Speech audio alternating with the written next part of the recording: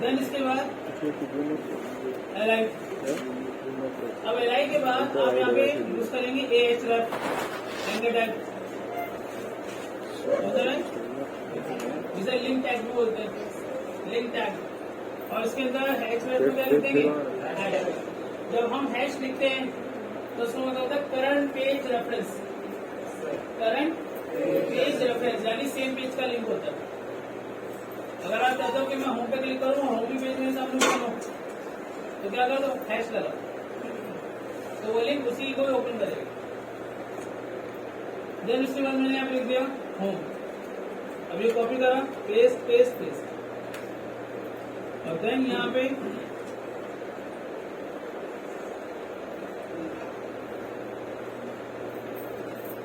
Suppose मैंने यहाँ ले लिया गैलरी, यहाँ मैंने ले लिया अबाउट, यहाँ ले लिया मैंने कॉन्टैक्ट का ऑप्शन, सेव कर लेते हैं, माई मेन्यूज का नाम रख देते हैं .html। कहाँ से बोले सबको पता है, चेक करते हैं, ये माई मेन्यू ओपन कर लेते हैं। तो गाइस जब मैं इसे ओपन कर रहा हूँ तो मेरी फाइल कुछ इस तरीके से नजर आ रही है, मेरे हर एक item list item menu group में नजर आ रहा है।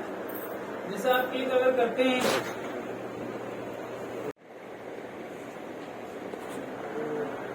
इसमें बदलना, तो इस फॉर्मेशन में बदलने के लिए क्या क्या जाएगा वो जानेंगे। सबसे पहले वो आपसे कह रहा है कि आप सीएसएस के अंदर प्रॉपर्टी एक सिलेक्टर यूज करो जिसका नाम क्या है, यूआई। क्या नाम है,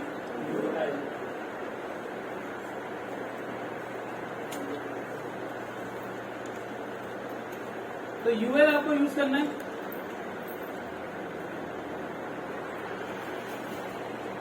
और यूएल के अंदर सबसे पहला काम क्या करना है, लिस्ट टाइप देना। क्या देना, तो मैं क्या करूंगा, कोड में आऊंगा, यहाँ लिखूंगा सीएसएस के अंदर जाके क्या, स्टाइल के अंदर जाके यूएल।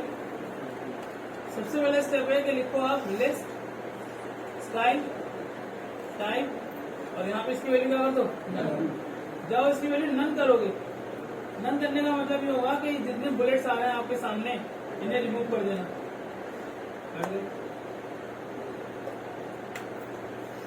लेकिन इससे पहले मैं यूज करना चाहूंगा, मार्जिन, और मार्जिन लिखूंगा 0 पिक्सल। यूजुअली जब बंदा बोलता है कि 0 पिक्सल दो, तो वो क्या करता है, 0 का आगे px लगा देता है। रेकमेंड ये किया जाता है कि जब आप किसी यूनिट की वैल्यू 0 दे रहे हो तो वहां पे pg px लिखने की कोई आवश्यकता नहीं है। 0 के लिए ना pg लिखो, पॉइंट लिखो, ना px लिखो, ना कुछ और लिखो, जस्ट 0 लिखो। तो मैं यहाँ पे क्या कर देता हूँ, 0 पिक्सल मार्जिन कर देता हूँ। डन। दूसरा काम क्या करना है, यहाँ पे लिखना है पैडिंग, और पैडिंग में भी क्या लिखना है, 0 पिक्सल। अब पैडिंग 0 पिक्सल देने से होगा क्या वो जानते हैं, ध्यान है यहाँ पे ईशा। अगर अपना काम करना चाह रहे हो तो क्लास से बाहर जाओ, जाओ बेटा, आप ज्यादा सीख जाओगे।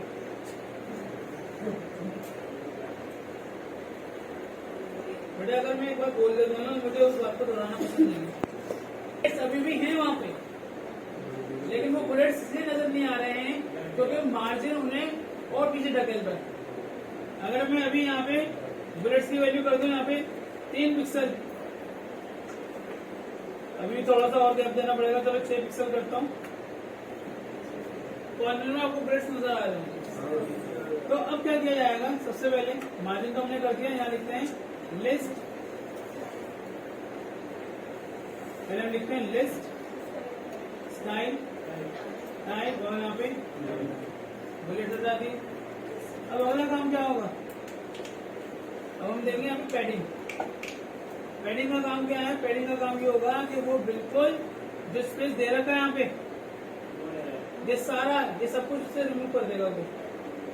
तो एक बार सेव करते हैं, बैक करते हैं, रिफ्रेश करते हैं, रिमूव कर दिया उसने। देन उसके बाद अगला काम क्या होगा, हम यहाँ पर आएंगे और लिखेंगे बैकग्राउंड कलर, एक कलर प्रोवाइड करेंगे, और कलर प्रोवाइड करने के लिए मैं जैसे यहाँ पे लिख देता हूँ 333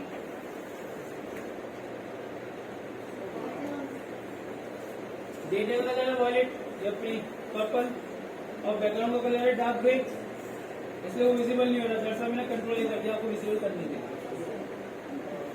अभी हम सारी चीजें चेंज करेंगे। आप लोग अगर अभी तुरंत किसी को पूछने जाते हो तो बेकार है आप लोगों का बैठना, क्योंकि काम शुरू करा है, काम खत्म नहीं करा। फाइनल प्रोडक्ट काम खत्म होने के बाद नजर आता है, काम शुरू होने के ऊपर, काम शुरू होने के बाद तब नजर नहीं आता, जब कंप्लीट हो जाता तब नजर आते कुछ। तो अभी तो हम बना रहे हैं, अभी आपको धीरे धीरे बीच में ऐसा लगेगा यार ये क्या बन गया, ये क्या बन गया। जब तक आप कंप्लीशन पे नहीं आते आपको उसकी रियल इमेज नजर नहीं आएगी। तो पहला काम हमने क्या करा, जस्ट बैकग्राउंड को क्या कर दिया, चेंज कर दिया। क्या कर दिया, बैकग्राउंड को चेंज कर दिया। अब इसमें एक प्रॉपर्टी और है, मैं आपको दिखाता हूँ। कोड के अंदर एक प्रॉपर्टी और लिखी हुई है पीडीएफ के अंदर, ओवरफ्लो हिडन। अभी इसे यूज नहीं करूंगा, इसे यूज किया जाएगा बट अभी नहीं करूंगा। अब मैं आऊंगा नेक्स्ट वाले सिलेक्टर पे। नेक्स्ट वाला सिलेक्टर क्या है, एलाई। इस एलाई में प्रॉपर्टी यूज हो रही है बेटा, जिसका नाम क्या है, फ्लोट। और फ्लोट के अंदर आमतौर पे दो वैल्यूज दी जाती है, लेफ्ट या राइट। आमतौर पे दो वैल्यूज दी जाती है। जब आप फ्लोट लिखते हैं तो फ्लोट लिखने का मतलब ये होता है जितने भी एलाइज होंगे, जो अभी एक के बाद नेक्स्ट लाइन में आ रहा है, फिर नेक्स्ट लाइन में आ रहा है, फिर वो सारे एक ही लाइन में आ जाएंगे। पहली बात, जो अभी 4 एलाइज आ रहे हैं आपके पास, 4 अलग अलग लाइनों में फ्लोट एलाइज लेफ्ट लिखने से क्या होगा, होम के बराबर में न्यूज आ जाएगा, न्यूज के बराबर में कॉन्टेक्ट आ जाएगा, कॉन्टेक्ट के बराबर में अबाउट आ जाएगा, क्योंकि फ्लोट प्रॉपर्टी उनकी फ्लो को कंट्रोल करती है। तो अगर मैं फ्लोट में जाके लेफ्ट लिखता हूँ तो मैं कहना चाहता हूँ अगले वाले को इसके लेफ्ट से कंटिन्यू करो, अगले वाले को इसके लेफ्ट से कंटिन्यू, अगले वाले को उसके लेफ्ट से कंटिन्यू करो। तो लेफ्ट से कंटिन्यू तब होगा जब वो सारे एक लाइन में आएंगे। तो इसके लिए क्या किया जाएगा, यहाँ पर आइए, लिखिए एलाई, और एलाई के अंदर यहाँ पे लिख दीजिए फ्लोट लेफ्ट। सेव करेंगे, बैक करेंगे, रिफ्रेश करेंगे। अब जैसे आपने रिफ्रेश किया, चलो आपके सारे एलिमेंट्स एक लाइन में आ गए, बट उसकी वजह से जो बैकग्राउंड का कलर यूएल में गिवन था, जो बैकग्राउंड का कलर यूएल में गिवन था, कहीं ना कहीं वो डिस्कार्ड हो गया, कहीं ना कहीं वो कैंसिल हो गया। कोई बात नहीं, अभी आएगा, वो भी आएगा, डिसीजन को बिना पूछे।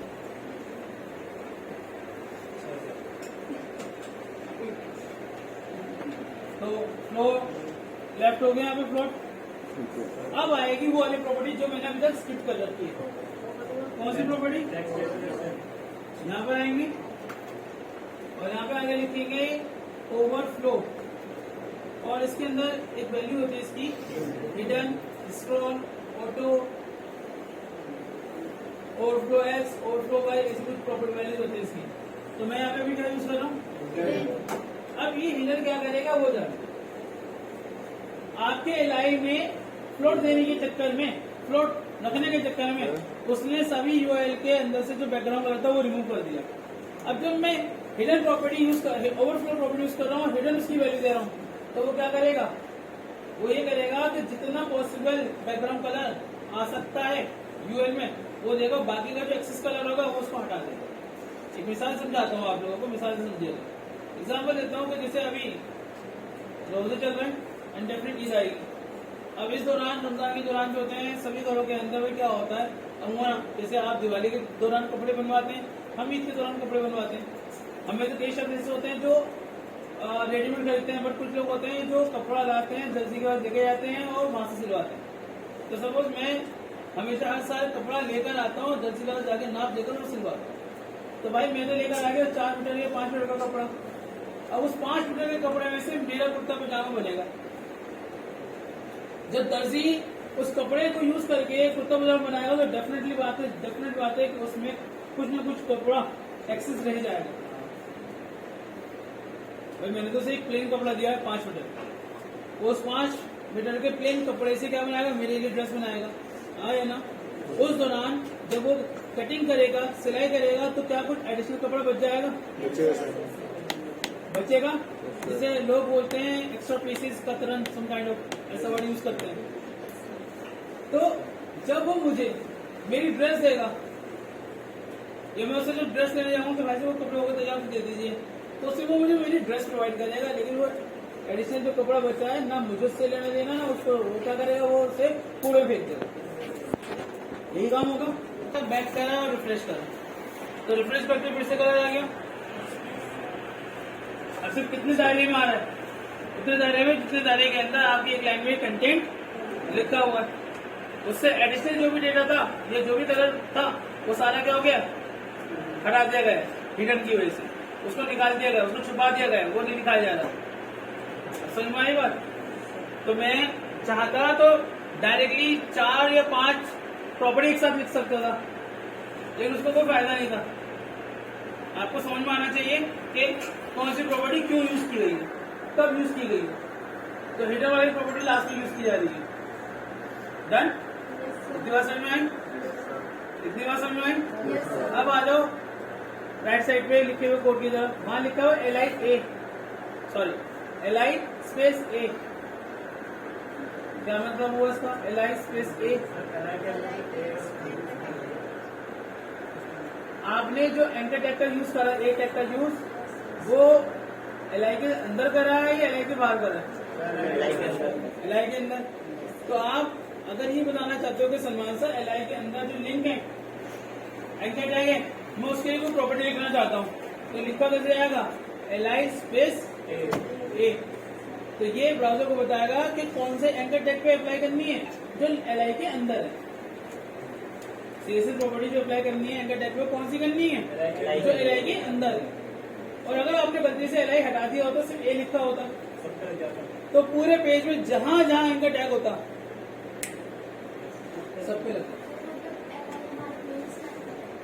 हाँ, ए हमारा सब सिलेक्ट देखा जाए तो ए मेरा मेन सिलेक्टर है, देखा जाए तो एंकर टैग मेरा मेन सिलेक्टर है, लेकिन मुझे उसका रेफरेंस देना पड़ेगा कि उसकी पोजीशन कहाँ पर है। तो उसकी पोजीशन जो है वो li के अंदर है। अगर मैं li स्पेसिफाई नहीं करूंगा उससे पहले का, आप स्पेसिफाई नहीं करूंगा, तो सारे li सारे एंकर टैग पे मेरा प्रॉपर्टी अप्लाई होगा, जो li में हो या ना हो। मुझे किस पे अप्लाई करना बेटा? से li के एंकर टैग में। तो अब मुझे क्या करना होगा गाइस? मुझे करना ही होगा कि मैं अपने कोड में जाऊंगा और सबसे पहले मैं लिखूंगा li ए। अब आप यहाँ पे चाहो तो पहले ये वाली प्रॉपर्टी दे सकते हो,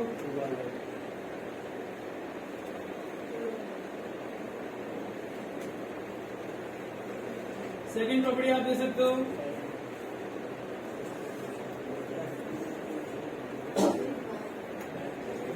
टेक्स्ट डेकोरेशन लाइन, ठीक है। तीसरी प्रॉपर्टी आप दे सकते हो यहाँ पे पैडिंग, एंकर की पैडिंग। सॉरी, ये यहाँ पे नहीं दे सकते, ये नहीं दे पाएंगे अभी। अभी आपको एक प्रॉपर्टी यूज करनी पड़ेगी, डिस्प्ले लाइन। याद है डिस्प्ले प्रॉपर्टी सिखाएगी, टेबल चेंज करके चीज होगा। इनलाइन ब्लॉक देने की वजह पीछे वजह क्या है? अगर मैं इनलाइन ब्लॉक किस पे लगाता हूँ, तो ये जो मेरा होम लिखा हो HOME होम, उस पे ब्लॉक जनरेट हो जाएगा, बॉक्स, हिडन बॉक्स। जो मेरा कॉन्टेक्ट लिखा हुआ है उस पे हिडन बॉक्स जनरेट होगी। इस हिडन बॉक्स से जनरेट होने के पीछे फायदा क्या होगा कि मैं उनके साइज को, शब्द के साइज नहीं, उनके एरिया को बढ़ा या घटा सकता हूं। अगर मैंने ये नहीं दिया तो मैं होम के एरिया को बढ़ा नहीं सकता, कॉन्टेक्ट के एरिया को नहीं बढ़ा सकता, ना गैलरी के एरिया को बढ़ा सकता हूँ। तो यहाँ पे देना जरूरी है। कौन सी प्रॉपर्टी? एक मिनट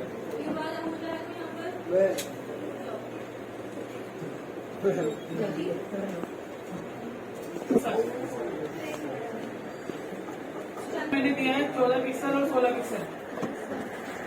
इस 14 पिक्सल 16 पिक्सल का जो मीनिंग है वो ये है कि लेफ्ट और राइट पे 14 पिक्सल होगा पैडिंग, और टॉप और बॉटम पे 16 पिक्सल होगा। अगर आपने सिर्फ 14 पिक्सल लिखा होता तो वो चारों साइड से अप्लाई होता।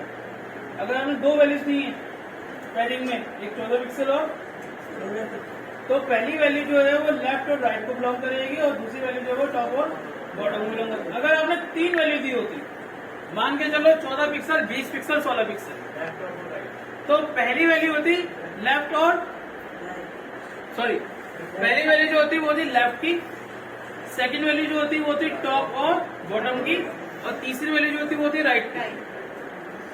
यानी बीच वाली वैल्यू जो होती है, सेकंड वैल्यू होती वो टॉप और बॉटम को मिलती, और थर्ड वाली वैल्यू किसको मिलती, वो राइट को मिलती। तो भाई अब जरा सेव करते हैं, बैक करते हैं और एक बार रिफ्रेश करते हैं। अब ये कुछ बेहतर हो गया। हमने एलआई का पैडिंग नहीं दिया, हमने एंकर का पैडिंग दिया, और एंकर में पैडिंग तभी काम करेगा जब आप डिस्प्ले इनलाइन ब्लॉक यूज करेंगे। डिस्प्ले इनलाइन ब्लॉक देने की वजह से width, height, padding, margin anchor के यूज हो सकते हैं, अदरवाइज नहीं हो सकते। कर दिया वाला काम आपने। अब इसके बाद गाइस यहाँ पे एक प्रॉपर्टी और यूज कर लीजिए, ये थोड़ा एक्यूरेसी लेकर आएगी, और वो है आपका टेक्स्ट अलाइन सेंटर। इस टेक्स्ट अलाइन सेंटर को करने के पीछे जो रीजन है वो ये है कि भाई वो जो हिडन बॉक्स है इनलाइन ब्लॉक का, जो हिडन बॉक्स है जो हमें यहाँ पे फिलहाल नजर नहीं आ रहा, क्योंकि हमें उसे विजिबल करने के लिए बॉर्डर प्रॉपर्टी यूज करनी पड़ेगी।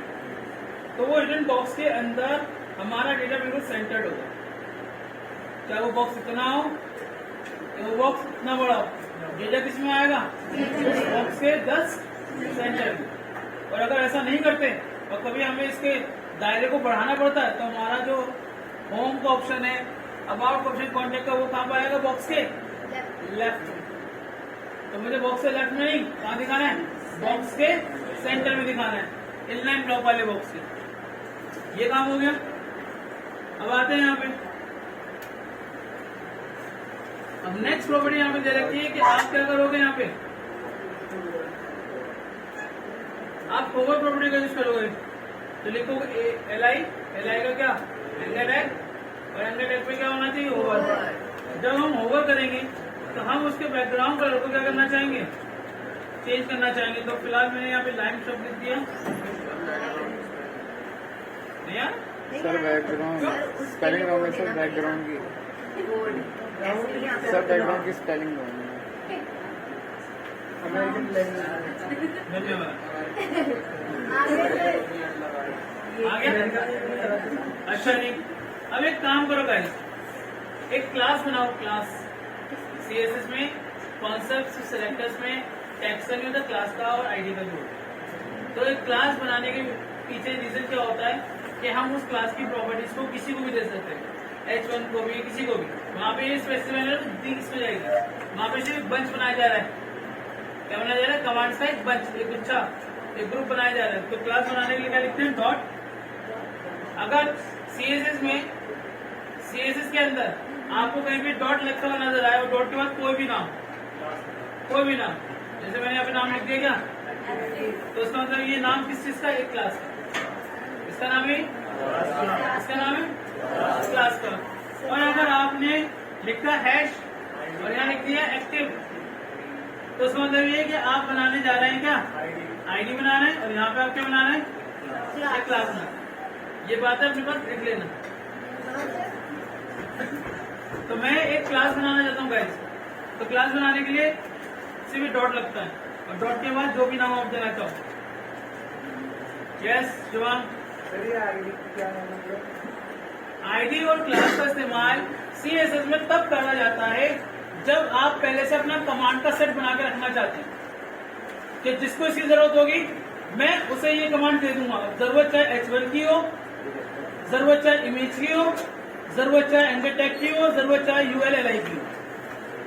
यानी आप किसी में स्पेसिफाई नहीं कर रहे हैं कि LI वगैरह, आप तो कह रहे हो भाई ये मैंने बनाना था set, if you require you use it, if you have required you use it, if you have required you use it। दिखाता हूँ अभी करके आपको, अभी समझिए, मेरी बात अभी मुकम्मल नहीं हुई है। तो मैं यहाँ लिखता हूँ क्या, डॉट एक्टिव, और एक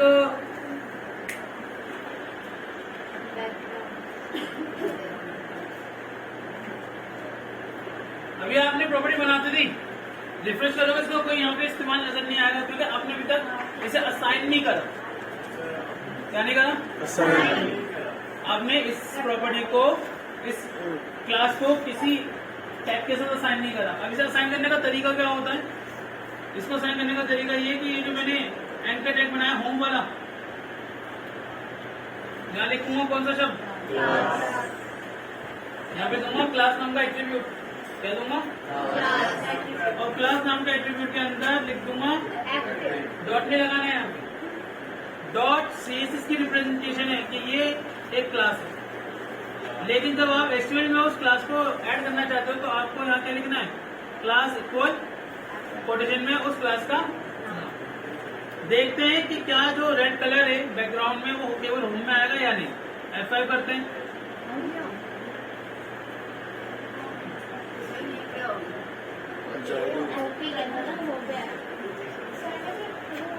मैं सिर्फ चाहता था कि जो मेरा मेन है, मेन लिंक होम, उसका डिफरेंट कलर होना चाहिए बैकग्राउंड, बस ये पर्पस था मेरा। इसलिए उसके लिए मैंने स्पेसिफिकली क्या कर दिया, एक क्लास बनाई और उस क्लास में जो मुझे देना था वो दिया और उस क्लास को असाइन कर दिया। तो जैसे ही मैंने क्लास को असाइन करा वो बैकग्राउंड कलर केवल किसमें आ गया? होम वाले एंकर टैग में। किसमें आ गया? इसमें आ गया होम वाले। अब तुम पूछो क्या करना? कुछ नहीं, को बैठे हुए तो उन्होंने बना दिया तरीके। हाँ तो मैं तो ये बोलता हूँ कोई वर्ड नहीं, सिर्फ डॉट और हैश का वर्ड है।